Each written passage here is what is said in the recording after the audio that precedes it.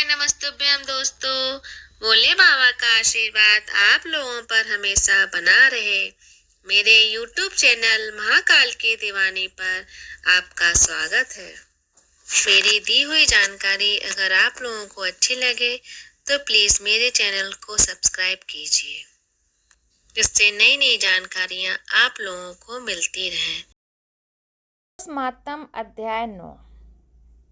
महाभारत के मुताबिक भगवान श्री कृष्ण ने अश्वत्थामा को 3000 साल तक जंगलों में भटकने का श्राप दिया था, क्योंकि उसने पांडवों के वंश को खत्म करने की कोशिश की थी।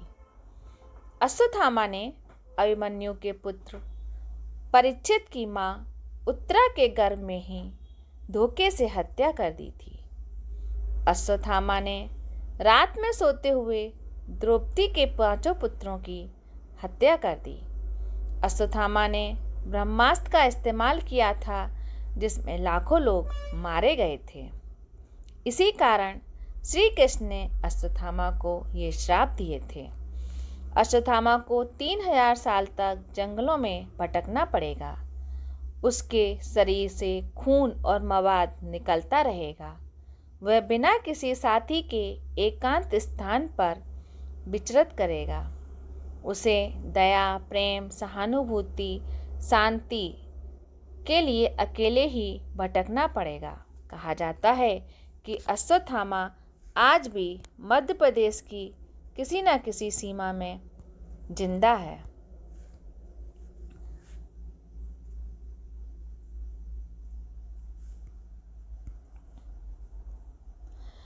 भारतीय पुराण शास्त्रों और मिथकों के 8 लोगों के अजर अमर माना गया है। इसमें हनुमान, विभीषण, बाली के साथ अश्वत्थामा भी हैं। आखिर क्यों हिंदू किंवदंतियों में अश्वत्थामा को अब भी जिंदा माना जाता है? कहते हैं कि मध्य प्रदेश का एक ऐसा शिवालय है जिसके बारे में माना जाता है कि वहाँ अश्वत्थामा आते हैं। महाभारत के एक योद्धा को आज भी जिंदा माना जाता है।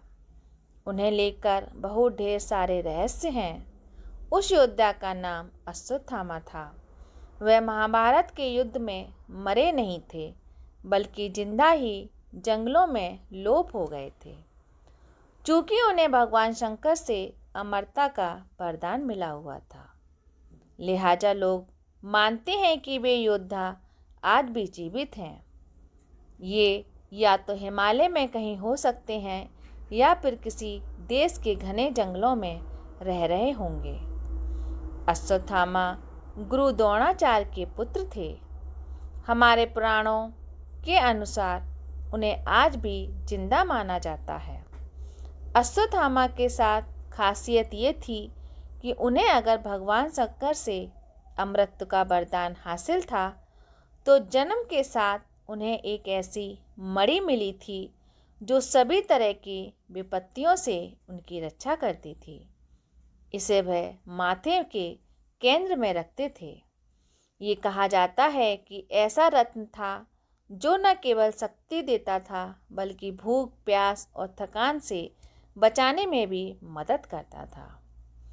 अश्वत्थामा का नाम जैसा रखा गया था वैसा नहीं था, इसलिए इस नाम को विचित्र ही कहेंगे। उनके इस नामकरण की कहानी भी है। कहा जाता है कि जब गुरु द्रोण के घर इस बालक का जन्म हुआ, तो उसने अश्व यानी घोड़े की तरह ध्वनि की। फिर आकाशवाणी हुई कि इस बालक को अश्वत्थामा के नाम से जाना जाएगा। महाभारत की कथाएं कहती हैं कि अश्वत्थामा के सिर पर जन्म से ही मणि थी। एक बार द्रौपदी ने महाभारत में अर्जुन की प्रार्थना पर गुरुपुत्र को प्राणदान दे दिया, लेकिन सजा के तौर पर मणि उससे छीन ली। मध्य प्रदेश के महू से करीब 12 किलोमीटर दूर स्थित विंध्याचल की पहाड़ियों पर खोदरा महादेव विराजमान हैं। इस जगह को अश्वत्थामा की तपस्थली के रूप में पूजा जाता है। मान्यता है कि आज भी अश्वत्थामा यहाँ आते हैं। मध्य प्रदेश के साथ उड़ीसा और उत्तरांचल में भी अश्वत्थामा को देखे जाने की कई कहानियां हैं। महाभारत के युद्ध के समाप्त होने के बाद कौरवों को सिर्फ 3 योद्धा ही बचे थे, कृपाचार्य, कृतवर्मा और अश्वत्थामा। अश्वत्थामा चुपचाप जंगलों की ओर चल पड़े थे। पांडवों ने उन्हें खोजने की कोशिश की, लेकिन वो सफल नहीं हो पाए। अश्वत्थामा ने इस बात के लिए कभी पांडवों को माफ नहीं किया था, क्योंकि उन्हें छल से उनके पिता गुरु द्रोणाचार्य को मारा था। हुआ ये कि गुरु द्रोणाचार्य को सामान्य तरीके से हराना मुश्किल था। लिहाजा जब गुरु द्रोण युद्ध स्थल पर आए तो युधिष्ठिर को ये कहने के लिए कहा गया कि अश्वत्थामा मारा गया, हाथी या मनुष्य। तब गुरु द्रोण रण क्षेत्र में रथ के साथ दाखिल हुए तो युधिष्ठिर ने ऐसा ही कहा, लेकिन उसके अश्वत्थामा मारा गया कहते ही ऐसी तेज आवाज़ की गई कि आगे की बात उन्हें सुनाई ही ना दी। द्रोण को लगा कि उनका पुत्र मारा गया, लिहाजा वो शोकाकुल हो गए और रथ से उतरकर शोक मनाने लगे। ऐसे समय ही भीम ने उन्हें अपनी गदा से वार किया और मार दिया। अश्वत्थामा को जब ये बात मालूम हुई तो क्रोध में पागल होकर पांडवों की सेना के एक बड़े हिस्से को तहस नहस कर दिया। इसके बाद भी उनका गुस्सा शांत नहीं हुआ। उसी समय पांडवों ने एक और छल करके उसके नारायण अस्त्र को बर्बाद कर दिया। इससे उसका गुस्सा और बढ़ गया। वह रात में पांडवों के पंडाल में गया, जहाँ 5 पांडव सोते थे। वहाँ आग लगा दी। हालांकि उस रात उस पंडाल में 5 लोग जरूर थे, लेकिन वो पांडवों के 5 पुत्र थे। पांडव वहाँ पर नहीं थे। 5 पुत्र मारे गए। इसके बाद अर्जुन ने प्रतिज्ञा ली कि वह अश्वत्थामा को नहीं छोड़ेंगे। इससे बचने के लिए अश्वत्थामा युद्ध छोड़कर जंगलों में ऐसा विलीन हुआ कि उसके बाद दिखाई ही नहीं दिया। हालांकि ये कहा जाता है कि पांडवों ने उसे पकड़ा और उसके माथे से मणि निकाल ली। वह लूलहान हो गया।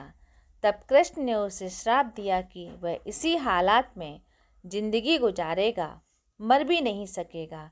तब से ही अश्वत्थामा के बारे में कहा जाता है कि इस स्थिति खराब में ही वह जंगलों में भटकता रहेगा।